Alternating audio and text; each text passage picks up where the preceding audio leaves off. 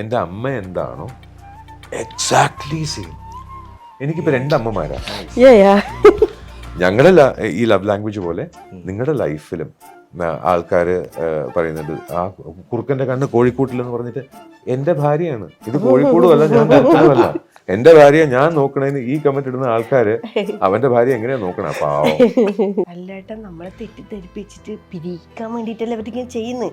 നമ്മൾ പിരിയില്ലല്ലോ, അപ്പൊ റിപ്ലൈ കൊടുത്തത് കുഴപ്പമില്ലല്ലോ. അല്ല, ഇങ്ങനെ ലോജിക് ഇട്ട് വർക്ക് ചെയ്തിട്ട് തല പുണ്ണാക്കുന്ന പാവല്ലേ. സോ ഈ 4 മാസം കൊണ്ട് എന്താണ് സോഷ്യൽ മീഡിയ, എത്രത്തോളം അവർക്ക് കള്ളം പറയാൻ സാധിക്കും, എത്രത്തോളം ഈ കമന്റ്സിൽ ആൾക്കാർക്ക് തറയാവാൻ പറ്റും, എത്ര മോശമാവാൻ പറ്റും എന്നെല്ലാം ഞങ്ങൾ കണ്ടു. ഇതിൽ കൂടുതൽ ഇനി പോവാനില്ല. ആ രീതിയിൽ അത് എന്നെ നാറ്റിക്കാൻ ശ്രമിച്ചതാണോ അതോ കുഞ്ഞുമോളെ വേദനിപ്പിക്കാൻ ശ്രമിച്ചതാണോ എന്നറിയില്ല. കാരണം ഈ കൂടുതലും പറയുന്ന ഭാഷ അത് ഏത് സ്ഥലത്തു നിന്നുള്ളതാണെന്ന് ഞങ്ങൾക്കറിയാം. ഇത് ആരാണ് ചെയ്യിപ്പിക്കുക എന്നുള്ളത് ഞങ്ങൾക്കറിയാം. ഓക്കെ. ഇപ്പോൾ ഈ റാഗിങ് കേസിലുള്ള വേറെ വലിയ ആക്ഷൻസ് എടുക്കുന്നതിനൊക്കെ പകരം ഇവർക്ക് ഇനി കേരളത്തിൽ എവിടെയും പഠിക്കാൻ പറ്റില്ല എന്നൊരവസ്ഥ വന്നു കഴിഞ്ഞാൽ പിന്നെ ഒരാൾ റാഗ് ചെയ്യാൻ ആലോചിക്കും. ഇപ്പോൾ ഈവൻ ഐ വുഡ് സേ ഒരു 18 വയസ്സായ പയ്യൻ്റെ കയ്യിൽ സേ MDMനോ അല്ലെങ്കിൽ കാനബിസിനോ അല്ലെങ്കിൽ ആൽക്കഹോളിനോ ഇതിനെവിടെ നിന്നാണ് പൈസ വരുന്നത്? സ്കൂളിൽ ചെന്ന് കഴിഞ്ഞാൽ ഞങ്ങൾ പൈസ തരുന്നു, അതുകൊണ്ടാണ് നിങ്ങൾ പഠിപ്പിക്കുന്നത് എന്നുള്ള ചിന്ത വരെ കുട്ടികൾക്കായി കഴിഞ്ഞു. 8 മണിക്കൂർ 9 മണിക്കൂർ കാണുന്ന പാരൻ്റാണ് ടീച്ചർ. കാരണം അവർക്ക് ചെയ്യാൻ പറ്റുന്ന ആ ചേഞ്ചസ്, ഇപ്പം അടിക്കാൻ പാടില്ല, വഴക്ക് പറയാൻ പാടില്ല, തുറച്ചു നോക്കാൻ പാടില്ല, അവർ ചോദ്യം ചോദിക്കാൻ പാടില്ല, ഹോംവർക്ക് ചെയ്യിപ്പിക്കാൻ പാടില്ല. പിന്നെ എന്തിനാണ് സ്കൂളിൽ പോകണമെന്ന് എനിക്കറിയില്ല. നമുക്ക് hello, hi, welcome to ginger media. ചോദിച്ചു പോകാം. അപ്പോൾ ഇന്ന് നമ്മൾ ചോദിച്ചു പോകുന്നത് 4 മാസം കഴിഞ്ഞ് വീണ്ടും ഇവരെ കാണുകയാണ്. ഇവരെങ്ങനെയുണ്ട്, ഇവരുടെ ലൈഫ് എന്നൊക്കെ അറിയാൻ വേണ്ടി. സോ അപ്പോൾ എന്തായാലും വെൽക്കമിങ് ബോത്ത് അടിപൊളി മെമ്പേഴ്സ്. ക്രിസേട്ടാ hello, and Vijay hello, welcome. Thank you. ഇന്ന് ആക്ച്വലി പറയുകയാണെങ്കിൽ രണ്ടുപേരും കുറേ ഓട്ടങ്ങളും പരിപാടിയൊക്കെ കഴിഞ്ഞാണ് ഇവിടെ എത്തിയത്. എന്നിട്ടും ആ ടൈമിൽ എത്തി എന്നുള്ളതാണ്. അതാണ് 4 months കഴിഞ്ഞിട്ടാണ് നമ്മൾ കാണുന്നത്. അപ്പോൾ ഈ 4 months ടൈം എങ്ങനെ ഉണ്ടായിരുന്നു നിങ്ങൾ ഒരുമിച്ച്? കാരണം അന്നെന്ന് പറയുമ്പോൾ അതൊരു തുടക്കമായിരുന്നു, എല്ലാം വെരി ഫാസ്റ്റ് പ്രോസസ് ആയിരുന്നു, റൈറ്റ്? അപ്പോൾ ഇപ്പോൾ ഹൗ ഡു യു ഫീൽ? അല്ലെങ്കിൽ യെസ് പറയും. അതിനേക്കാളും ഹാപ്പിയാണ്, അന്നുണ്ടതിനേക്കാളും ഹാപ്പിയാണ്. ഓക്കെ, ഫുൾ അടിപൊളി വൈബാണ് അല്ലേ?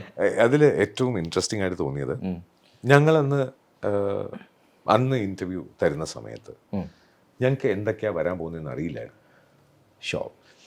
കല്യാണം കഴിഞ്ഞ് നടന്നുകൊണ്ടിരിക്കുമ്പോൾ പൂജ ചെയ്യുന്നതുകൊണ്ട് അദ്ദേഹത്തിന് US നിന്നും സിംഗപ്പൂരിൽ നിന്നൊക്കെ കോൾ വരുന്നു. എന്താ സംഭവിക്കുന്നതെന്ന് പുള്ളിക്കാരന് മനസ്സിലായില്ല, ഞങ്ങൾക്കും മനസ്സിലായില്ല. വൈകുന്നേരം ആയപ്പോൾ ഞങ്ങൾക്ക് മനസ്സിലായി ഞങ്ങളെ തട്ടിമേലെ കയറ്റിയിരുന്നു. അല്ലെങ്കിൽ പോപ്പുലർ ആയിരുന്നു. അല്ല, പോപ്പുലർ മാത്രമല്ല, അവിടെയാണ് തമാശ ഉണ്ടായത്. അത് കഴിഞ്ഞിട്ട് ഈ 4 മാസം കൊണ്ട് ദേവദാസി കല്യാണത്തിലെ വയസ്സായ പൂജാരിയും പാവം ദേവദാസി കുഞ്ഞുമായി ഇങ്ങനത്തെ പൊട്ടത്തരങ്ങൾ പറയുന്ന ത്രെഡിലും ബാക്കിയുള്ള സോഷ്യൽ മീഡിയയൊക്കെ ഞാൻ കണ്ടു. എനിക്ക് ഓരോ ആൾക്കാരെ അയച്ചു ഇത് എന്തോ ആണ് എന്നൊക്കെ ചോദിച്ചു. പക്ഷെ ഞങ്ങളെ സ്നേഹിക്കുന്നവർ അതിൻ്റെ താഴെ ഇത് ആക്ടർ അഡ്വക്കേറ്റ് ഡോക്ടർ ക്രിസ് വേണുഗോപാലും ദിവ്യ ശ്രീധറുമാണ് എന്ന് പറഞ്ഞ് എഴുതുന്നത് കാണുമ്പോൾ ഞങ്ങളുടെ അക്സെപ്റ്റൻസ് 4 മാസം കൊണ്ട് ജനങ്ങളുടെ മനസ്സിലേക്ക് എത്തി എന്നുള്ള ആ ഒരു സന്തോഷമുണ്ട്. യൂട്യൂബേഴ്സ് തന്നെ ഇവർ വേർപിരിഞ്ഞു, ഡിവോഴ്സ് കഴിഞ്ഞു തോന്നിയ മാസം ഞാൻ കഴിഞ്ഞ ദിവസം പറയുകയും ചെയ്തു, ഇങ്ങനെ പറയണ്ടായിരുന്നു. കാരണം you have stepped on the wrong foot. അപ്പോൾ ഇനി അടുത്തൊരു 4 മാസം കഴിയുമ്പം ആരൊക്കെയാണ്, ഏതൊക്കെ ചാനലൊക്കെയാണ്, എന്തൊക്കെയാണ് പ്രശ്നം ഉണ്ടാക്കിയെന്നുള്ളത്, കാരണം ലീഗലി ഞാൻ പ്രൊസീഡ് ചെയ്യണം. എനിക്ക് ആ ഡോക്യുമെന്റ്സ് പ്രിപ്പയർ ചെയ്യുന്ന ഒരു ടൈമാണ് ഞാൻ അത് ചെയ്തുകൊണ്ടിരിക്കുക. സോ ഈ 4 മാസം കൊണ്ട് എന്താണ് സോഷ്യൽ മീഡിയ, എത്രത്തോളം അവർക്ക് കള്ളം പറയാൻ സാധിക്കും, എത്രത്തോളം ഈ കമന്റ്സിൽ ആൾക്കാർക്ക് തറയാവാൻ പറ്റും, എത്ര മോശമാവാൻ പറ്റും എന്നെല്ലാം ഞങ്ങൾ കണ്ടു. ഇതിൽ കൂടുതൽ ഇനി പോവാനില്ല. ആ രീതിയിൽ അത് എന്നെ നാറ്റിക്കാൻ ശ്രമിച്ചതാണോ അതോ കുഞ്ഞുമോളെ വേദനിപ്പിക്കാൻ ശ്രമിച്ചതാണോ എന്നറിയില്ല. കാരണം ഈ കൂടുതലും പറയുന്ന ഭാഷ അത് ഏത് സ്ഥലത്തു നിന്നുള്ളതാണെന്ന് ഞങ്ങൾക്കറിയാം. ഇത് ആരാണ് ചെയ്യിപ്പിക്കുക എന്നുള്ളത് ഞങ്ങൾക്കറിയാം. കാരണം കൂടുതലും കാണുന്നത് ഒരു പോസ്റ്റ് പോലും ഇല്ലാത്ത 4 ഫോളോവേഴ്സും 55 ഫോളോയിങ്ങും ഇങ്ങനെയുള്ള ഫേക്ക് IDs, ഫേക്ക് അക്കൗണ്ട്സ് ആവട്ടെ. അപ്പോൾ അവർക്ക് അത്രേ ധൈര്യമുള്ളൂ. എൻ്റെ നമ്പർ കിട്ടാൻ വലിയ പാടൊന്നുമില്ല. എന്നെ ഡയറക്റ്റായിട്ട് വിളിച്ചു കഴിഞ്ഞാൽ അവർക്ക് മലയാള ഭാഷ എന്താണെന്ന് എനിക്ക് പഠിപ്പിച്ചു കൊടുക്കാൻ അറിയാഞ്ഞിട്ടൊന്നുമില്ല. അല്ലെങ്കിൽ ഇനിയിപ്പോൾ ഹിന്ദി വേണോ, തമിഴ് വേണോ, ഇംഗ്ലീഷ് വേണോ, ഏത് ഭാഷയിൽ വേണമെങ്കിലും ഒരു പ്രശ്നമില്ലാതെ സംസാരിക്കാൻ പറ്റും. പക്ഷേ ഈ ഒരു മറയുടെ പുറകെ നിന്നുകൊണ്ട് ആൾക്കാരെ നോവിക്കുക, കുത്തുക, ഈ പണ്ട് ബാലിനെ കൊല്ലാൻ പറ്റില്ല എന്നുള്ള ആ ടൈപ്പിൽ മറന്നു നിന്ന് രാമൻ അമ്പെയ്ത ആ ഫീലിംഗ് ആണ് ഇവർ വിചാരിച്ചുകൊണ്ടിരിക്കുന്നത്. പക്ഷേ ഇത് വെറും വൈറസാണ്, ഒരു സ്പ്രേയിൽ തീരാവുന്നതേ ഉള്ളൂ എന്നുള്ളത് അവർ മനസ്സിലാക്കുന്നില്ല. ഫേക്ക് ഐഡീസിന്റെ മറവിൽ നിന്നിട്ട് എപ്പോഴെങ്കിലും ആലോചിച്ചോ ഇതിൻ്റെ ഒരു കോസ് എന്തായിരിക്കും, what they are getting from that, അല്ലെങ്കിൽ എന്താവാം, അല്ലെങ്കിൽ ഇതിൻ്റെ പിന്നിൽ may be 1 or more than 1 or 2 അതിൽ കൂടുതൽ ആൾക്കാരാണോ, അല്ലെങ്കിൽ ഇതിൻ്റെ കോസ് എന്താണെന്നല്ല. ആൾക്കാർ ജനറലൈസ് ചെയ്ത് പറയാണെന്നുണ്ടെങ്കിൽ കുഞ്ഞുമോക്ക് അറിയാവുന്ന കുറച്ച് പേരുണ്ട് ഹു കുഡ് ഡു ദിസ്, എനിക്കറിയാവുന്ന കുറച്ച് പേരുണ്ട് who could do this. Okay, ഞങ്ങൾക്ക് അറിയാവുന്ന ആൾക്കാരെ പലരും വേറെ ആൾക്കാരെ വെച്ച് ചെയ്യിപ്പിക്കാനും കഴിവുള്ളവരാണ്. ചെയ്യട്ടെ, കുഴപ്പമില്ല. ഓക്കെ, അപ്പം ഞങ്ങൾക്ക് അറിയാം അത് വലിയൊരു ഇഷ്യൂ അല്ല. പക്ഷേ ഇത് കേസ് കൊടുക്കുമ്പം അവരും ഇതിൻ്റെ പെർഫ്യൂവിനകത്ത് വരും എന്നുള്ളത്, അതുകൊണ്ടാണ് കുറച്ച് ടൈം എടുത്ത് കോഷ്യസ് ആയിട്ട് സ്റ്റെപ്പ് എടുക്കുന്നത്. ബിക്കോസ് എന്തിനാണ് അവർ ചെയ്യുന്നതെന്നുള്ളത് ചോദിച്ചു കഴിഞ്ഞാൽ വെസ്റ്റഡ് ഇൻട്രസ്റ്റ് ആവാം, അല്ലെങ്കിൽ അസൂയയാവാം. ചുമ്മാ റാൻഡമായിട്ട് നിങ്ങളുടെ വീഡിയോ കാണാൻ ഞങ്ങൾക്ക് അത്രയ്ക്ക് വെറുപ്പാണ്, പിന്നെ എന്തിനാ കാണുന്നേ, കാണണ്ട.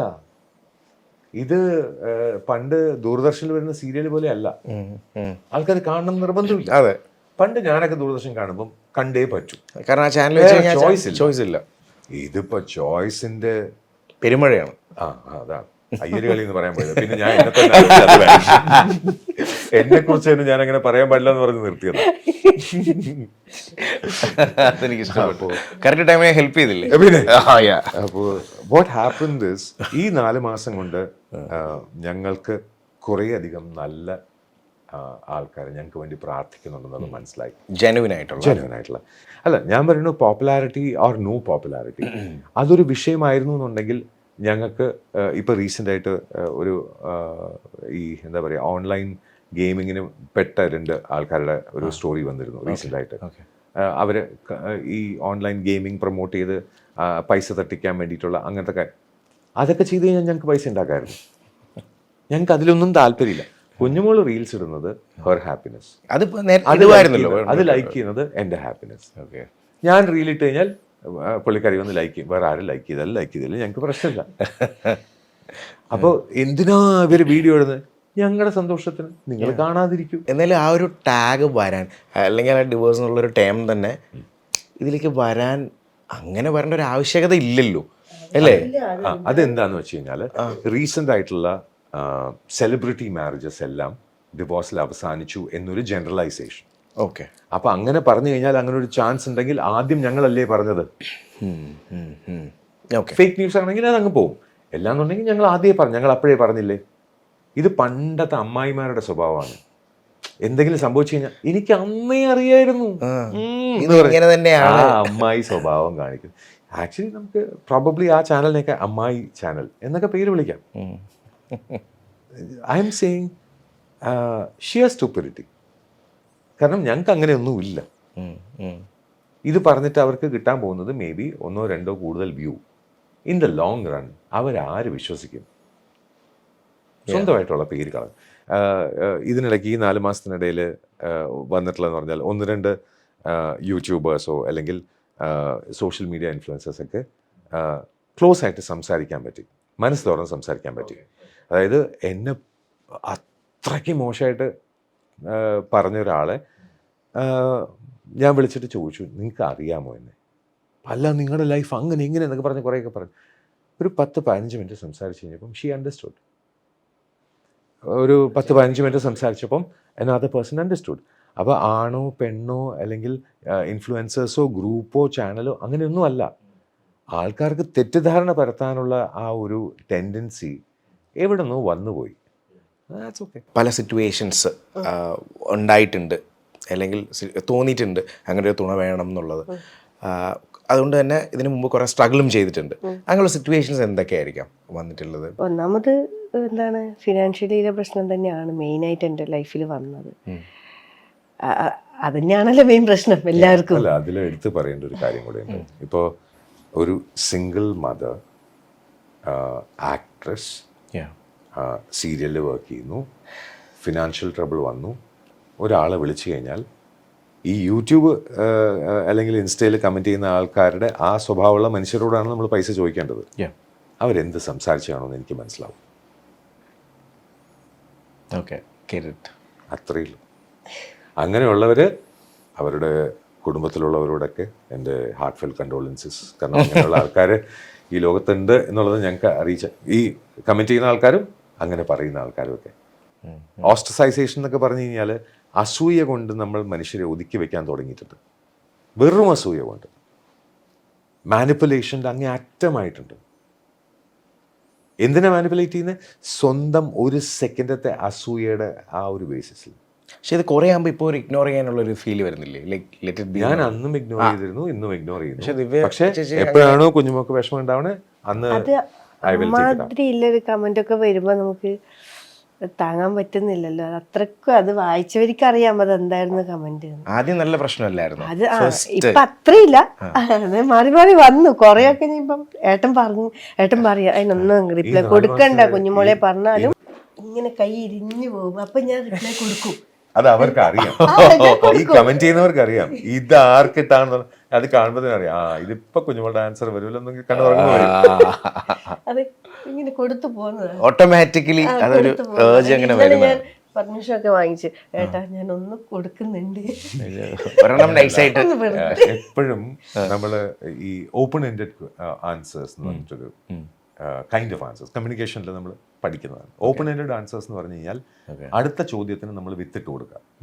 അത് ഉത്തരവല്ല, അതൊരു കൊളുത്താണ്. അത് ഹുക്കാണെന്ന് പോലും അറിയാതെ കൊടുക്കുന്ന ആളാണ്. അടുത്ത ചോദ്യം വിളിച്ചു. ശരിയാ, പറഞ്ഞത് സത്യം തന്നെ. ഇത് തലേനകത്തേക്ക് പോണ്ടേ, എത്ര പിടിച്ച് കയറും ആൾക്കാര്, അതിൽ പിടിച്ച് കയറും. സത്യമാണ്. എന്നാലും ഞാൻ എന്താ നോക്കുമ്പോ നെക്സ്റ്റ് വരും.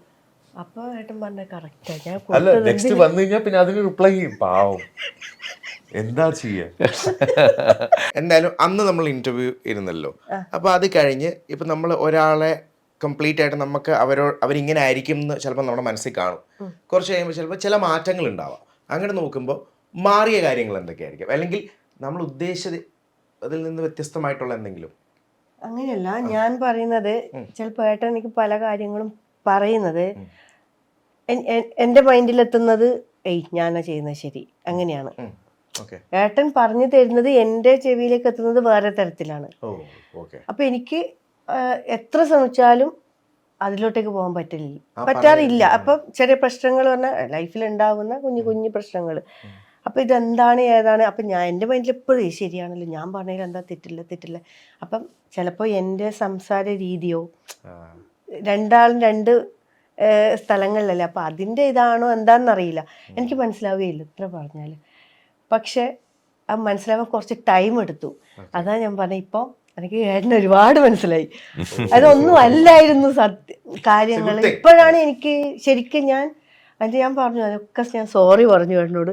ഇപ്പോഴാണ് എനിക്ക് അങ്ങനെ ഏട്ടൻ എന്ന വ്യക്തി എന്താണെന്ന് ഇപ്പോഴാണ് കറക്റ്റായിട്ട് മനസ്സിലായിക്കൊണ്ട് നിൽക്കുന്നത്. ഏട്ടൻ പറഞ്ഞതൊക്കെ. പക്ഷെ ഏട്ടൻ്റെ ആ സംസാര രീതിയാണ് ചിലപ്പം എൻ്റെ ഒരു കുറവ് കൊണ്ടായിരിക്കാം എനിക്കതൊന്നും ഉൾക്കൊള്ളാൻ പറ്റാഞ്ഞത്. പക്ഷെ ഇപ്പം അതെല്ലാം എനിക്ക് മനസ്സിലാവുന്നുണ്ട്. അതാണ് ശരിയാ, ഇത് അങ്ങനെയാണ് ഉദ്ദേശിച്ചത് ഏട്ടൻ, പക്ഷെ ഞാൻ തെറ്റിദ്ധരിച്ചെടുത്തത് ഇങ്ങനെയാണ്. അപ്പൊ എനിക്കിപ്പം എനിക്കത് വ്യത്യാസമാണ്. ഞാൻ എൻ്റെ തന്നെ ഉറച്ചു വെക്കുകയാണ്. പക്ഷെ ഏട്ടൻ പറയുന്നത് എനിക്ക് ഒട്ടും മനസ്സിലാവുന്നില്ല. അപ്പൊ ഇപ്പൊ എനിക്ക് എന്താണ് ഏട്ടൻ എന്ന വ്യക്തി എന്താണ് കറക്റ്റായിട്ട് മനസ്സിലായി. എന്താ പറയണ്ടറിയില്ല.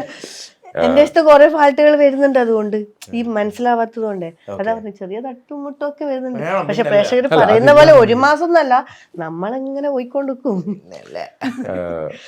സ്പെസിഫിക് ആയിട്ട് എല്ലാ കല്യാണം കഴിക്കുന്ന അല്ലെങ്കിൽ കല്യാണം കഴിക്കാൻ താല്പര്യപ്പെടുന്ന അല്ലെങ്കിൽ കല്യാണം കഴിച്ച് ജീവിക്കുന്ന എല്ലാവരോടും പറയാനുള്ള ഒരു ജനറൽ ഒരു കാര്യം, understand every person has A love language. അപ്പോൾ ഈ ലവ് ലാംഗ്വേജസിനെ വളരെ ഡീറ്റെയിൽഡ് ആയിട്ട് ആൾക്കാർ പഠിച്ചിട്ടുണ്ട്. അപ്പം അതിനകത്ത് ആക്ട്സ് ഓഫ് സർവീസ് ആവാം. അതായത് കാലുവേന എടുക്കുന്നോ, ഒന്ന് ഇത് തരട്ടെ, അല്ലെങ്കിൽ വിക്സ് പെടുത്തി തരട്ടെ എന്നൊക്കെ കുഞ്ഞുമോൾ ചോദിക്കും. അതൊരു ലവ് ലാംഗ്വേജ് ആണ്. അപ്പോൾ അല്ലെങ്കിൽ ഞാൻ കാപ്പി ഉണ്ടാക്കി തരാം, അല്ലെങ്കിൽ ചായ ഉണ്ടാക്കി തരാം. ലവ് ലാംഗ്വേജ് ആണ്, ആക്ട്സ് ഓഫ് സർവീസ് ആണ്. വേർഡ്സ് ഓഫ് അഫർമേഷൻ ആവാം. ഇന്ന് നിന്നെ കാണാൻ കൊള്ളാലോ, ഈ ലിപ്സ്റ്റിക് കൊള്ളാം എന്ന് പറയുന്ന ആ ഒരു മൊമെൻ്റ് എടുത്തു കഴിഞ്ഞാൽ അത് അവരുടെ മനസ്സിൽ ഒരു വ്യത്യാസം ഉണ്ടാക്കിയേക്കാം, പ്രൊവൈഡഡ് അവരുടെ ലവ് ലാംഗ്വേജ് അതാണെങ്കിൽ. തിരിച്ച് അതേപോലെ. അപ്പോൾ ഈ ഹസ്ബൻഡ് വൈഫിനിടയിലുള്ള ലവ് ലാംഗ്വേജിന് 2 ടൈപ്പ്. ഫിസിക്കൽ ഇൻറ്റിമസി, അതെല്ലാവർക്കും അറിയാം. അതല്ലാതെ നമുക്ക് ഈ എന്താ ഗിഫ്റ്റ്സ് ആവാം. അപ്പോൾ കുഞ്ഞുമോള് സന്തോഷത്തിൽ ചോക്ലേറ്റിനെ കുറിച്ചും ഇതൊക്കെ വാലന്റൈൻസ് ഡേനെ കുറിച്ച് എനിക്ക് കിട്ടിയിട്ടില്ല എന്ന് പറഞ്ഞു കഴിഞ്ഞപ്പം അതിന് ഈ കമൻറ്റ് ചെയ്യുന്ന ആൾക്കാർക്ക് ലവ് ലാംഗ്വേജ് എന്താണെന്ന് അറിയില്ല, ഈ തെറി ലാംഗ്വേജ് മാത്രമേ അറിയുള്ളൂ എന്ന് എനിക്ക് മനസ്സിലായി. അതുകൊണ്ടാണ് ഞാൻ പറയണേ, ഇതെല്ലാം 2 ആൾക്കാർ തമ്മിലുള്ള ലവ് ലാംഗ്വേജിൻ്റെ ഭാഗമാണ്. അത് വേർഡ്സ് ഓഫ് അഫർമേഷൻ ആവാം, അല്ലെങ്കിൽ ആക്ട്സ് ഓഫ് സർവീസ് ആവാം, ഗിഫ്റ്റ്സ് ആവാം, അല്ലെങ്കിൽ ഫിസിക്കൽ ഇൻറ്റിമസി ആവാം, എന്തുമാവാം. ഇത് മനസ്സിലാക്കി 2 ആൾക്കാർക്ക് ഒത്തുചേരാൻ കുറച്ച് സമയമെടുക്കും. ഈ ആദ്യമൊക്കെ ഇപ്പോൾ കുറച്ചധികം നെഗറ്റീവ് കോമൻസ് ഒക്കെ വന്നിട്ടുണ്ടായിരുന്നു. പക്ഷെ നിങ്ങൾ ശ്രദ്ധിച്ചോന്നറിയത്തില്ല, പിന്നെ പയ്യെ ഇപ്പോൾ ഈവൻ നവ് നോക്കിക്കഴിയുമ്പോൾ അത് പോസിറ്റീവ് കമൻസ് ആയിട്ട് കൂടുതൽ വരും. പോസിറ്റീവ് കുറേ വരുന്നുണ്ട്. ഞാൻ ശ്രദ്ധിച്ചിട്ടുണ്ട്. അതുകൊണ്ട് ഞാൻ ചോദിച്ചത്, ഒരുപാടധികം, ഐ മീൻ അന്ന് വന്നതിൻ്റെ ഡബിളായിട്ട്. ഈ 4 മാസത്തിൽ ഞങ്ങളെ മനസ്സിലാക്കാൻ ഞങ്ങളുടെ വ്യൂവേഴ്സിനോ അല്ലെങ്കിൽ ഞങ്ങളെ അറിയാവുന്നവരോ അറിയാത്തവരോ എല്ലാവർക്കും ആ 4 മാസം ഉപയോഗിക്കാൻ പറ്റി. Yes, people searched for me and her and researched on our lives. എന്തിനാണെന്ന് എനിക്കറിയില്ല, പക്ഷേ യെസ്, ഞാൻ എന്ത് ചെയ്തു, എങ്ങനെ ചെയ്തു, അത് ചെയ്തു. ഇപ്പം ഇന്ന് രാവിലെ ചെങ്ങന്നൂർ മഹാദേവ ക്ഷേത്രത്തിൽ തൊഴാൻ വേണ്ടി പോയപ്പോൾ ഒരു ലേഡി എന്നെ നോക്കിയിട്ട് ഇങ്ങനെ ആകെ ഷോക്ക്ഡായിട്ട് ഇങ്ങനെ നിന്നിട്ട് അവർ പറഞ്ഞു, ഞാൻ ഇന്നലെ വൈകുന്നേരമാണ് നിങ്ങളുടെ റീല് കണ്ടത്. ഓക്കെ, നിങ്ങൾ സെലിബ്രിറ്റി അല്ലേ? ഞാൻ പറഞ്ഞു, അല്ല, ഞാൻ ക്രിസ് വേണുഗോപാലൻ. അപ്പോൾ ഈ സെലിബ്രിറ്റി എന്നുള്ള വാക്ക് വരുന്നത് when you are celebrated. Correct. ഈ സെലിബ്രേറ്റ് ചെയ്യുന്നത് ഞങ്ങളുടെ ലൈഫ് സെലിബ്രേറ്റ് ചെയ്തത് ആൾക്കാരും കൂടെ ചേർന്നു. We are very happy about it. Okay, അങ്ങനെയാണെങ്കിൽ സെലിബ്രിറ്റി സ്റ്റേറ്റസ് അക്സെപ്റ്റ് ചെയ്യാം, കുഴപ്പമില്ല, ഫൺ. അല്ലെങ്കിൽ ആ ഒരു എലമെന്റിൽ ഞാൻ പറയുന്നു, ഞങ്ങൾക്ക് വലിയൊരു ഫാമിലി കിട്ടിയതാണ്. ആ ലേഡി പോകുമ്പോൾ പറഞ്ഞ ഒരു ഡീസൻറ്റ് മനുഷ്യൻ എന്ന് പറഞ്ഞിട്ട് പോയത്, എനിക്ക് ഈ 500-600 നെഗറ്റീവ് കമൻറ്റ്സ് എഴുതുന്നവർ എഴുതട്ടെ, എന്നെ അമ്പലത്തിൽ ഒരു ലേഡി വന്നിട്ട് ഞാൻ ഇന്നലെ നിങ്ങളുടെ റീല് കണ്ടതേ ഉള്ളൂ എന്ന് പറഞ്ഞ് ഡീസൻറ്റ് മനുഷ്യൻ എന്ന് പറയുന്ന ആ ഒരു വാക്ക് മതി. തീർച്ചയായിട്ടും എത്രയോ ഡേ നമുക്ക് പമ്പ് ചെയ്യാനുള്ളൊരു ഇതുണ്ട് അല്ലേ? ഞങ്ങളുടെ ഈ ലവ് ലാംഗ്വേജ് പോലെ നിങ്ങളുടെ ലൈഫിലും ആൾക്കാർ പറയുന്നുണ്ട്, ആ കുറുക്കൻ്റെ കണ്ണ് കോഴിക്കോട്ടിലെന്ന് പറഞ്ഞിട്ട് എൻ്റെ ഭാര്യയാണ്, ഇത് കോഴിക്കോടും അല്ല, ഞാൻ കുറുക്കനുമല്ല, എൻ്റെ ഭാര്യ ഞാൻ നോക്കണേന്ന് ഈ കമന്റ് ഇടുന്ന ആൾക്കാർ അവൻ്റെ ഭാര്യ എങ്ങനെയാ നോക്കണം? പാവം.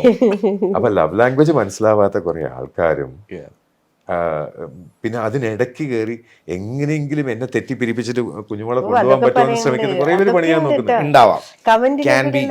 ഞാനല്ല ക്രിസിന്റെ കണ്ണല്ല, നിങ്ങളുടെ സ്മൈലൊക്കെ ക്രിസിന്റെ കണ്ണിൽ എന്താ പിന്നെ ചിരി കാണാത്തത്? അപ്പം എന്റെ വക റിപ്ലൈയും കൊടുത്തു പോയി, നിങ്ങൾക്ക് കണ്ണിലെ ചിരി മാഞ്ഞു പോയോന്ന്. അപ്പൊ ഞാൻ ചോദിച്ചു, നിങ്ങൾക്ക് അങ്ങനെ തോന്നിയോ? എനിക്ക് വല്ല ആവശ്യമുണ്ടോ ചോദിക്കണ്ടേ? അപ്പൊ പറയുന്നേ, ഞാൻ ക്രിസിന്റെ കണ്ണുകൾ ശ്രദ്ധിക്കാറുണ്ട്. ക്രിസിന്റെ എന്റെ കുഞ്ഞുമോളെ എനിക്ക് വലിയ ആവശ്യം. അപ്പൊ അവിടെ ഇതായി സംഭവമായി. അല്ല, ഈ ഹുക്ക് ഇങ്ങനെ ഇട്ട് കൊടുക്കണം. എല്ലാവർക്കും കുഞ്ഞുമോളുടെ എല്ലാ ഫോളോവേഴ്സിനും അറിയാം. ഇങ്ങനെ ഒരു ക്വസ്റ്റ്യൻ ഇട്ടാ മതി, ബാക്കി പിന്നെ ഞാൻ ചോദിക്കുന്നത്, എത്രയോ ആൾക്കാർ നല്ല കമന്റ് ചെയ്യും, അതിന് റിപ്ലൈ ഇല്ല, അതിന് ഹാർട്ട് കൊടുക്കും. അല്ല, അതിന് റിപ്ലൈ കൊടുക്കാൻ വേണ്ടി ഇങ്ങനെ വരത്തില്ലല്ലോ, കാരണം it's already A good comment. ആ ലൈഫ് എൻജോയ് ചെയ്യുന്നതിന്റെ ഭാഗമായിട്ട് അവർക്കൊന്നും കമന്റ്സ് കിട്ടാത്ത എനിക്ക് വിഷമമുണ്ട്. അല്ല, ഞാൻ പറയപ്പോ അല്ലേട്ടൻ നമ്മളെ തെറ്റിദ്ധരിപ്പിച്ചിട്ട് പിരിക്കാൻ വേണ്ടിട്ടല്ലേ അവർക്ക് ചെയ്യുന്നത്. നമ്മൾ പിരിയില്ലല്ലോ, അപ്പൊ റിപ്ലൈ കൊടുത്തത് കുഴപ്പമില്ലല്ലോ. അല്ല, ഇങ്ങനെ ലോജിക് ഇട്ട് വർക്ക് ചെയ്തിട്ട് തല പുണ്ണാക്കുന്ന പാവല്ലേ. പക്ഷെ ബാലൻസിങ് ഉണ്ടല്ലോ, അപ്പൊ അത് സെറ്റ് കറക്റ്റ് ആയല്ലോ അല്ലേ? അല്ല, പലപ്പോഴും ഞാൻ പറഞ്ഞിട്ട് കുഞ്ഞുമോക്ക് മനസ്സിലായില്ല എന്നുണ്ടെങ്കിൽ I will wait for another time. എൻ്റെ പണ്ടേയുള്ള ശീലം ഇപ്പൊ ഞാൻ പറയും, ഞാൻ വലിയ പുണ്യം ചെയ്ത ഒരാളാണ്. എൻ്റെ അമ്മ എന്താണോ എക്സാക്ട്ലി സെയിം. എനിക്കിപ്പോ 2 അമ്മമാരാണ്. അപ്പൊ പിന്നെ ഞാൻ അമ്മ ഇത്രയും കാലമായിട്ട് ഞാൻ പല കാര്യങ്ങളും പറഞ്ഞ് മനസ്സിലാക്കാൻ നോക്കിയത് ഇപ്പോഴും നടന്നിട്ടില്ല എന്ന് എനിക്കറിയാം. അപ്പൊ ഇനിയും എനിക്കറിയാം, എനിക്ക് ജീവിതകാലം മുഴുവൻ എനിക്ക് സമയമുണ്ട് ബാക്കി. നല്ലല്ലേ ഓ ആ തോട്ട് പോയത് എനിക്ക് ഇഷ്ടപ്പെട്ടു. അതെ നല്ലല്ലേ അമ്മയാകുന്നത്? പിന്നെ അല്ലേ അല്ലേ? Of course ya you get that care. ഫ്രോയിഡിന്റെ തിയറി അവിടെയാണ് ശരിയാവുന്നത്. ഫ്രോയിഡ് പറയുന്നത് എല്ലാ പുരുഷനും അവൻ്റെ അമ്മയെ പോലെയുള്ളൊരു ഭാര്യയെയും എല്ലാ സ്ത്രീകളും അവരുടെ അച്ഛനെ പോലുള്ളൊരു ഭർത്താവിനെയാണ് ആഗ്രഹിക്കുന്നത്. അതിന് ഈഡിപ്പസ് കോംപ്ലക്സ് എന്നും ഇലക്ട്ര കോംപ്ലക്സ് എന്നും വിളിക്കുന്ന ഗ്രീക്ക് മിത്തോളജി ബേസ് ചെയ്തിട്ട് ഫ്രോയിഡ് പറഞ്ഞിട്ടുള്ള ആ ഇത് കറക്റ്റ് ആണ്. എനിക്ക് കുഞ്ഞുമോൾ ഇഷ്ടപ്പെട്ടത് പ്രോബ്ലം എൻ്റെ അമ്മയുടെ അതേ സ്വഭാവം. ഇവര് തമ്മിൽ എങ്ങനെയാ? അയ്യോ, ട്രോൾ ചെയ്ത് അങ്ങോട്ടും ഇങ്ങോട്ടും തമാശയൊക്കെ പറഞ്ഞ് കളിക്കുന്ന ആൾക്കാരാണ്. കമ്പനിയാണ് ആണല്ലേ? അമ്മ. ക്രിസ്തുവേട്ടൻ്റെ അമ്മ. ഈ ലവിന്റെ കാര്യം പറഞ്ഞപ്പം കവിത പോലെ സുന്ദരമായ സ്നേഹം എന്നാണ് എനിക്കൊന്ന് വനിത നിങ്ങളുടെ ലവ് കവിത പോലെ. അതെ, അങ്ങനെ തന്നെ ആ വേർഡ് തന്നെയാണ് എക്സാക്ട്ലി. ആൻഡ് പ്ലസ് അതുമായിട്ട് റിലേറ്റ് ചെയ്ത് കഴിഞ്ഞാൽ ഈ വാലന്റൈൻസ് ഡേ Feb 14 ഒരു 8 days ബാക്ക് തൊട്ടേ കുറേ ഡേയ്സ് ഉണ്ടല്ലോ, റോസ് ഡേ, ഹഗ് ഡേ, അതെല്ലാം നിങ്ങൾ വളരെയധികം അയ്യോ എന്റെ അതിനെപ്പറ്റി പറയൂ. എന്റെ ജീവിതത്തിൽ ഞാൻ പറയും ചെയ്തേട്ടാ, എനിക്ക് ഇങ്ങനെ ഒന്നും ഗിഫ്റ്റ് കിട്ടില്ല. അത് ഞാൻ ഇൻസ്റ്റ വഴി എല്ലാരെയും അറിയിച്ചിട്ടുണ്ട് ആ സന്തോഷം. ഏട്ടനപ്പോ ഇവിടെ ഉണ്ടായിരുന്നില്ല, ഹൈദരാബാദിലായിരുന്നു. അപ്പൊ ഓരോരോ ദിവസം ഓരോരോ ഗിഫ്റ്റ് വരിക. അത് നമുക്കൊരു ചെറുതാണ്. ഞാൻ പറഞ്ഞല്ലോ, ഒരു നാരങ്ങോട്ടയാണെങ്കിൽ നമ്മളെ സ്വന്തം ഭർത്താവിന്റെ അടുത്ത് കിട്ടുകയെന്ന് പറഞ്ഞാൽ അത് ഒരു വലിയ കാര്യമില്ല. ഇനി 10,000 വേറെ ഗിഫ്റ്റ് ഈ കമന്റ്സ് ഒക്കെ കാണുമ്പോൾ സ്വന്തം ഭർത്താവിന്റെ അല്ലാന്നുണ്ടെങ്കിലും വേറെ ആരുടെയും ഭർത്താവിന്റെ അയ്യോ അങ്ങനെയല്ല, ഞാൻ അങ്ങനെ ഇതാക്കി പറഞ്ഞല്ല. മറ്റാരെ കയ്യിൽ നിന്നും കിട്ടുന്നതിനൊക്കെ നമ്മൾ ഭർത്താവിന്റെ കയ്യിൽ നിന്ന് കിട്ടുമ്പോ മീൻസ് അച്ഛന അമ്മ പങ്ക അങ്ങനെയല്ല ആവാലോ. അതൊരു സന്തോഷം തന്നെയല്ലേ. ഞാൻ പറഞ്ഞ എന്റെ ലൈഫില് ഫസ്റ്റ് ആണ് ഇങ്ങനെയൊക്കെ ഒരു അനുഭവം. നേരെ തിരിച്ചെന്ത് കൊടുത്തു ചോദിക്കേ? തിരിച്ചെന്ത് കൊടുത്തു ചോദിക്കേ? പറയൂ. ഒന്നും കൊടുത്തില്ല ചേട്ടാ, പറയൂ. കുറേ സ്നേഹം തന്നിട്ടുണ്ട്. എന്റെ ലൈഫിൽ ഇങ്ങനെ ഒരു അനുഭവങ്ങളൊന്നും ഉണ്ടായിട്ടില്ല. അപ്പൊ എനിക്കറിയില്ല ഇതെന്താ ചെയ്യണ്ടേ അതാ ചെയ്യണ്ടേ ഒന്നും എനിക്കറിയില്ല. അപ്പൊ ഏട്ടന് ഇതുവരെ ഞാൻ ഒന്നും വാങ്ങിച്ചു കൊടുത്തിട്ടില്ല. കല്യാണം കഴിഞ്ഞിട്ടും അതിന് മുന്നേ ആയാലും ഞാനൊന്നും വാങ്ങിച്ചു കൊടുത്തിട്ടില്ല. അപ്പം എനിക്കിങ്ങനെ ഓരോരാൾ ഗിഫ്റ്റ് എല്ലാം കൊടുത്തു എന്ന് പറയുമ്പോൾ ഞാൻ പറയും, ഞാൻ മാത്രം ഒന്നും തന്നില്ല അല്ല ഏട്ടാ. അപ്പൊ അതുപോലത്തെ ഒരു അനിയത്തിക്കുട്ടി സൗമ്യ ചേച്ചിയും ഗിഫ്റ്റ് ഒക്കെ കൊടുക്കുമ്പോ ഞാൻ ഇത് ഷർട്ട് അതാ അനിയത്തിക്കുട്ടി തന്നെ. അപ്പോൾ അവിടെ ഈശ്വരൻ ഞാനൊന്നും കൊടുത്തില്ല. അപ്പം പറയും എനിക്കൊന്നും അറിയില്ലല്ലേ. ഞാൻ ശരിക്കും ഒരു മന്ദബുദ്ധി തന്നെയല്ലേ ഏട്ടാ പറയും, എനിക്കൊന്നും അറിയില്ലല്ലേ. പക്ഷെ അതെനിക്ക് മാറ്റണ്ടേ, ഞാൻ ഇങ്ങനെ ആയാൽ ശരിയാവില്ലല്ലോ ഇനി. അപ്പൊ ഞാൻ സർപ്രൈസ് എടുത്ത് ഞാൻ മാറാൻ തുടങ്ങി, പഠിക്കാൻ തുടങ്ങി. ആ സീരീസിലെ ഫസ്റ്റ് ഗിഫ്റ്റ് എന്തായിരുന്നു? അല്ല, ഗിഫ്റ്റ് എന്താന്നല്ലേ ചോദിക്കുന്നത്. ഫസ്റ്റ് ഗിഫ്റ്റ് വന്നപ്പോൾ ഉള്ള ഒരു, അതായത് അത് എക്സ്പെക്ട് ചെയ്തില്ലോ. ആ ഫെബ്രുവരി എത്രയും ഡേയ്സ് ഉണ്ടായിരുന്നല്ലോ. അപ്പൊ ഫസ്റ്റ് വന്നപ്പോ എങ്ങനെയായിരുന്നു? ഫസ്റ്റില് വന്നപ്പോ എനിക്കത് മോനായിരുന്നു വാങ്ങിച്ചത്. അല്ല, കാറിൽ വെച്ച് ഞാൻ ലിപ്സ്റ്റിക്കിന്റെ സെറ്റ് ആയിരുന്നു എന്റെ വീട്ടിൽ ഫസ്റ്റ് ലിപ്സ്റ്റിക്ക്. രണ്ടാമത്തെ ദിവസം മോനല്ലേ വാങ്ങിച്ചു, മോൻ വാങ്ങിച്ചു. അതില് ഒരു കാര്യം ഏട്ട കൊറേ ചോക്ലേറ്റ് കൊണ്ടുവന്നു. ചോക്ലേറ്റ് കാരണം ചോക്ലേറ്റ് ഡേ ഡയറി മിൽക്കിന്റെ വലിയൊരു പാക്കറ്റ്, പിന്നെല്ലാം ചിന്നത്തിന്റെ കുറെ. അയ്യോ കുറെ കൊണ്ടത് ഞാൻ ഭദ്രമായിട്ട് വീട്ടിലെടുത്ത് വെച്ചു. ഞാൻ പറഞ്ഞു മോനെ പൊട്ടിക്കരുത്. അതെ എന്റെ കുഞ്ഞുണ്ടല്ലോ, മോനെ പൊട്ടിക്കരുത്, അമ്മക്ക് വന്നിട്ട് എടുക്കാനില്ല അത്. വൈകുന്നേരം എന്നിട്ട് ഞാൻ ലൊക്കേഷനിൽ പോയി വിളിച്ച്, നന്ദു ചോക്ലേറ്റ് പൊട്ടിക്കല്ലേ? ആ ഇല്ലമ്മ. എല്ലാം കഴിഞ്ഞ് രാത്രി ഞാൻ വീട്ടിലെത്തിക്കുമ്പോ അമ്മേ പാക്കറ്റ് കൊണ്ടുവന്നിട്ട് എന്നോട് ഒരു കുഞ്ഞി കഷ്ണം വെച്ചിട്ട് ബാക്കിയല്ല ഞാൻ പൊടിച്ചു തന്നിട്ടുണ്ട്. ഞാൻ നന്ദു നിന്നോടല്ലേ ചോക്ലേറ്റ് അല്ലേ അമ്മേ? ഞാൻ ശരി. അപ്പൊ പിന്നെ കവർ മാത്രമേ കുഞ്ഞ്, ബാക്കി കുറച്ചുണ്ട്. കുറച്ചെങ്കിൽ കുറച്ച്. എനിക്ക് അങ്ങനെ ആവും എന്നറിയാവുന്നത് കൊണ്ട് ഒരു ഡാർക്ക് ചോക്ലേറ്റും കൂടെ ഉണ്ടായിരുന്നു. അത് വേറെ ആരും തൊടില്ല. ഡാർക്ക് തൊടില്ല, അവർ തൊടില്ല. അവർക്ക് ആ സ്വീറ്റ്നെസ് അപ്പൊ ആ ഡാർക്ക് ഇഷ്ടമാണ്. കുട്ടികൾക്ക് അറിയില്ലല്ലോ ഇതെന്താണ് ഏതാന്നൊന്നും അറിയാം. പക്ഷെ നമുക്ക് ഈ ഗിഫ്റ്റ് ഒക്കെ കിട്ടിയോണ്ട് എന്റെ കുറച്ച് ഫ്രണ്ട്സുകൾക്ക് അതൊരു എന്താണ് പറയുന്നത്, അല്ല അവർക്ക് ബെനിഫിറ്റ് ആയി കണ്ട എന്നുള്ള ആ ഒരു. അവര് ഹസ്ബൻഡിനൊക്കെ വിളിച്ച് പറഞ്ഞു, ഹസ്ബൻഡിനൊക്കെ വിളിച്ച് അവര് ഭർത്താക്കന്മാരെ വിളിച്ച് പറഞ്ഞപ്പോ എൻ്റെ അടുത്ത് പിറ്റേ ദിവസം ലൊക്കേഷനിൽ വന്നിട്ട് പറയല്ലേ, എടാ എനിക്ക് ചുരിദാർ കിട്ടി, എടാ എനിക്ക് ഇതുപോലെ ചോക്ലേറ്റ് കിട്ടി, താങ്ക്സ് പറയുന്നത്. അതുകൊണ്ട് അതൊക്കെ കരി. ഓ, അങ്ങനെയുള്ള ഉപകാരങ്ങളും ഉണ്ടായി എന്നുള്ളതാണ്. Fringe benefits. ഈ അതുപോലെ തന്നെ ക്രിസ്ത്യാനിൻ്റെ ഏറ്റവും വലിയ ഒരു സ്ട്രെങ്ത് എന്ന് പറയുന്നത് ഇപ്പം ഒരുപാട് നോളജ് എന്ന് പറയുന്ന ഒരു ഇതിൽ നോക്കുമ്പോൾ you can talk about anything. It's A fact because എനിക്ക് പേഴ്സണലി അറിയാവുന്നൊരു വ്യക്തിയായതുകൊണ്ട് ഞാൻ പറഞ്ഞത്. അതുപോലെ തന്നെ ഇപ്പോഴത്തെ ഒരു ബിഹേവിയറൽ, അതിൻ്റെ PhD, അതൊക്കെ വളരെയധികം ഒരു വ്യക്തിനെ കൗൺസിലിംഗ് ചെയ്യാനാണെങ്കിലും ഒക്കെ, ഇപ്പോൾ ഒരു കുട്ടിയുടെ രീതി, അവർ വളരുന്ന രീതികളും ഒക്കെ. അപ്പോൾ ഇപ്പോൾ എനിക്ക് I M so sure that ഇപ്പോഴത്തെ വാർത്തകളൊക്കെ നോക്കുന്നതും ശ്രദ്ധിക്കുന്ന ഒരു വ്യക്തിയാണ്. അപ്പോൾ ഈ ചെറിയ പിള്ളേരുടെ അവരുടെ ഒരു ബിഹേവിയറൽ ചേഞ്ചസ്, അല്ലെ ഒരു അക്രമവാസന കൂടി വരുന്നതായിട്ടുള്ള കാര്യങ്ങൾ ഒക്കെ നോട്ട് ചെയ്തിട്ടുണ്ടാവുമല്ലോ. അതിന് കുറേ ആസ്പെക്ട്സ് കാണാം. ചിലപ്പോൾ അതിന് എന്തൊക്കെ ആയിരിക്കും അതിൻ്റെ കാരണങ്ങൾ? ഇപ്പോൾ പാരൻറ്റിങ്ങിൻ്റെ രീതിയായിരിക്കുമോ, അല്ലെങ്കിൽ അവരെ വേറെ എന്തെങ്കിലും ഇൻഫ്ലുവൻസ് ചെയ്യുന്നതായിരിക്കുമോ, അങ്ങനെയുള്ള അത് it's a very much needed ആയിട്ടുള്ളൊരു. Let me take it down to the basics. Okay. ഒരു കുട്ടി അവരുടെ അച്ഛനും അമ്മയും കാണുന്നത് എത്ര നേരമാണ്? ഞാനൊക്കെ 7-8 മണിക്കൂർ ഞാൻ അമ്മയും 2-3 മണിക്കൂർ അച്ഛനെയും കണ്ടിട്ടുള്ള ഇതാണ്. ആമ്പിൾ ടൈം എനിക്ക് കിട്ടിയിട്ടുണ്ട്. സൺഡേസ് അച്ഛൻ വീട്ടിലുണ്ടാവും, അങ്ങനെയൊക്കെ ഞാൻ കണ്ടിട്ടുണ്ട്. ഇന്നത്തെ ലൈഫിൽ ഒരു കുട്ടി അച്ഛനമ്മയെ എത്ര നേരം കാണുന്നുണ്ട്? വളരെ കുറച്ചാണ്. Do they have a grand parent? അവർ ദൂരെയായിരിക്കും. അവർക്ക് ആ കാര്യങ്ങൾ ചോദിക്കാനോ ഷെയർ ചെയ്യാനോ ശരിയായ ഫ്രണ്ട്സ് ഉണ്ടോ? ഇല്ല. അവർക്ക് എന്താണ് ശരി എന്ന് പറഞ്ഞു കൊടുക്കാൻ ആർക്കെങ്കിലും സമയമുണ്ടോ? സ്കൂളിൽ ചെന്ന് കഴിഞ്ഞാൽ ഞങ്ങൾ പൈസ തരുന്നു, അതുകൊണ്ടാണ് നിങ്ങൾ പഠിപ്പിക്കുന്നത് എന്നുള്ള ചിന്ത വരെ കുട്ടികൾക്കായി കഴിഞ്ഞു. 8 മണിക്കൂർ 9 മണിക്കൂർ കാണുന്ന പാരൻ്റാണ് ടീച്ചർ. കാരണം അവർക്ക് ചെയ്യാൻ പറ്റുന്ന ആ ചേഞ്ചസ്, ഇപ്പം അടിക്കാൻ പാടില്ല, വഴക്ക് പറയാൻ പാടില്ല, തുറച്ചു നോക്കാൻ പാടില്ല, അവർ ചോദ്യം ചോദിക്കാൻ പാടില്ല, ഹോംവർക്ക് ചെയ്യിപ്പിക്കാൻ പാടില്ല. പിന്നെ എന്തിനാണ് സ്കൂളിൽ പോകണമെന്ന് എനിക്കറിയില്ല. ഞാനൊക്കെ അടിയും നുള്ളും പിച്ചും എല്ലാം ചൂരിൽ വെച്ച് നല്ല വീട്ടിൽ വരുമ്പോൾ ഇവിടെ കാണും റെഡ് മാർക്ക്. അപ്പോൾ ചോദിക്കും വീട്ടിലെ കണക്ക് ടീച്ചറുടെ നിന്നാണോ അടി കിട്ടുന്ന, കെമിസ്ട്രി ടീച്ചറുടെ നിന്നാണോ?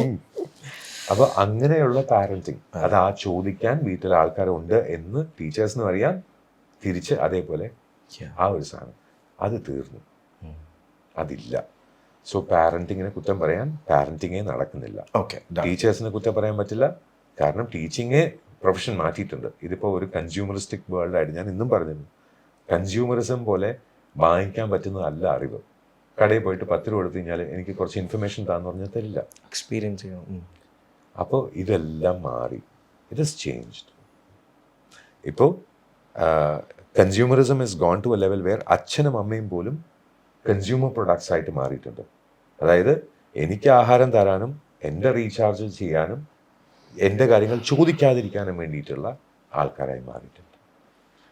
യെസ്, ഇതാണ് ഇപ്പോഴത്തെ റീസൺ. പിന്നെ പൈസയുള്ളവർക്ക് എന്തും ചെയ്യാം എന്ന് പഠിപ്പിക്കുന്ന ആ ഒരു ആറ്റിറ്റ്യൂഡും വന്നിട്ടുണ്ട്.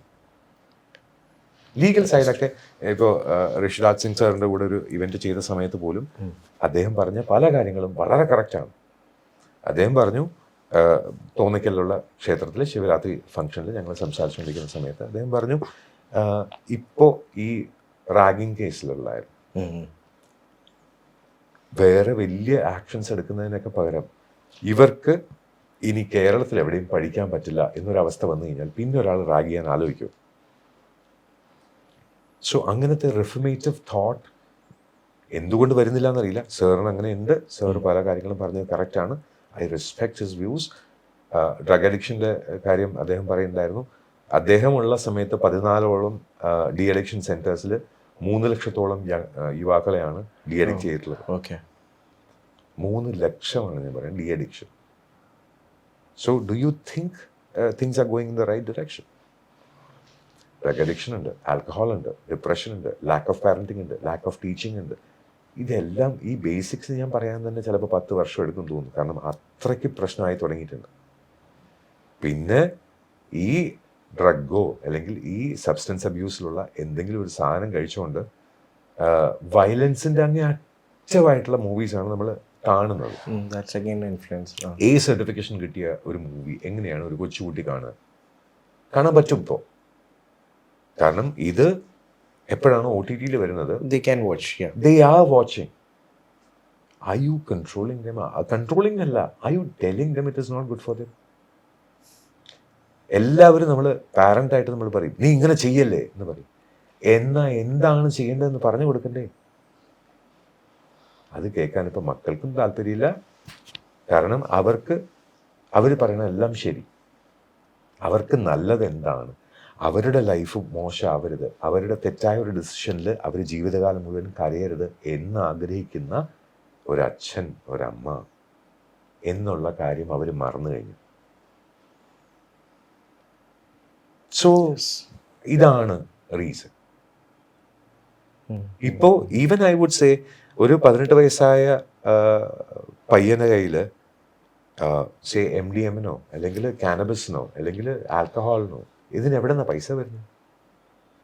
ഞാൻ വേറൊരു ഇതിനിടയിൽ വേറൊരു പ്രോഗ്രാമിൻ്റെ ഇതിൽ ദുബായിലൊരു കുട്ടിയുടെ കയ്യിൽ എല്ലാ ദിവസവും 2300 2400 ദർഹമാണ് പോക്കറ്റ് മണി കയ്യിൽ വരുന്നത്. Every day. നമ്മളിവിടെ സാധാരണയായിട്ട് ഒരു സാലറി എന്നാലോചിച്ചാൽ പോലും 48,000 രൂപ 50,000 രൂപ എന്ന് പറഞ്ഞാൽ നല്ല സാലറിയാണ്. എക്സാക്ട്ലി. അതെ. ഇതാണ് അവൻ്റെ ഒരു ദിവസത്തെ പോക്കറ്റ് മണി. റീസൺ വേറൊന്നുമല്ല. ഹസ്ബൻഡ് വൈഫ് അവരുടെ ഡിവോഴ്സിൻ്റെ കേസ് നടക്കുമ്പോൾ ആരാണ് നല്ലത് എന്ന് കാണിക്കാൻ കൂടുതൽ പൈസയ്ക്ക് കോമ്പറ്റീഷൻ കൊടുത്തതാണ്. You think it's going safe? It's gonna ruin dum. ഇതാണ് ഇപ്പോൾ ഇവിടെയും നടക്കുന്നത്. അത് ഞാൻ ദുബായിൽ കേട്ടതാണ്, ഇപ്പോൾ ഇവിടെയും നടക്കുന്നുണ്ട്. It's A satellite. ഇത് ഈ 4 മാസമല്ല, നീ ഇത്രയും കാലം കൊണ്ട് അറിഞ്ഞൊരു കാര്യം തന്നെ.